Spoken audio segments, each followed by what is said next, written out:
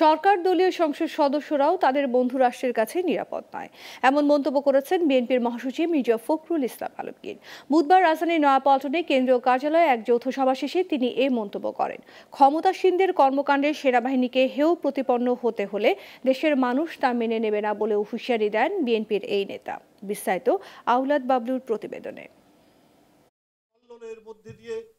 সাবেক রাষ্ট্রপতি জিয়াউর রহমানের ৪৩তম মৃত্যুবার্ষিকী উপলক্ষে আগামী ২৮ মে থেকে ১১ জুন পর্যন্ত নতুন কর্মসূচি ঘোষণার জন্য বুধবার নয়াপল্টনে যৌথ সভা করেন বিএনপির মহাসচিব। ১৫ দিনের কর্মসূচি গ্রহণ করেছি। এ সময় ঝিনাইদহ ৪ আসনের সংসদ সদস্য আনোয়ারুল আজিমের মরদেহ কলকাতা থেকে উদ্ধার প্রসঙ্গে মির্জা ফখরুল বলেন, সাধারণ নাগরিক নয়, আওয়ামী লীগের সংসদ সদস্যরাও সরকারের বন্ধু রাষ্ট্রের কাছে নিরাপদ নয়। বাংলাদেশের সাধারণ নাগরিক নয়, একজন তাদের তথাকথিত সংসদ সদস্য বিদেশে গিয়ে নিখোঁজ হয়ে গেলেন, তার কোনো খবর তারা দিতে পারলেন না পারলেন বাংলাদেশ সরকার, না পারলেন বন্ধু রাষ্ট্র তাদের ভারত।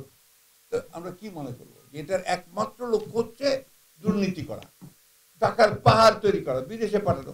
ওইটারই কোনো ঘটনা কিনা এটা আমরা জানি না। পরে সাবেক সেনাপ্রধান জেনারেল আজিজ আহমেদের উপর নিষেধাজ্ঞার বিষয় নিয়েও মন্তব্য করেন তিনি। সাবেক সেনাপ্রধানকে আমেরিকা থেকে স্যাংশন দেওয়া হয়েছে, যেটা আমাদের জন্য, জাতির জন্য অত্যন্ত লজ্জাকর। এই নিষেধাজ্ঞার জন্য সরকারকে দায়ী করে তিনি বলেন, সেনাবাহিনীকে অন্যায়ভাবে ব্যবহার করা হয়েছে। ক্ষমতাসীনদের কারণে সেনাবাহিনীকে হেয় প্রতিপন্ন করা হলে দেশের মানুষ কখনো মেনে নেবে না। সেনাবাহিনী হচ্ছে আমাদের একটা সবচেয়ে ভরসার স্তর, একটা প্রতিষ্ঠান।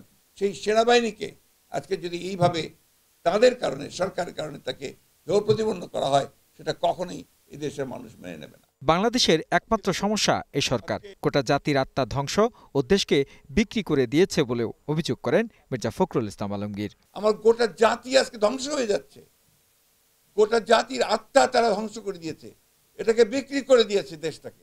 আওলাদ বাবলু, গ্লোবাল টেলিভিশন, ঢাকা।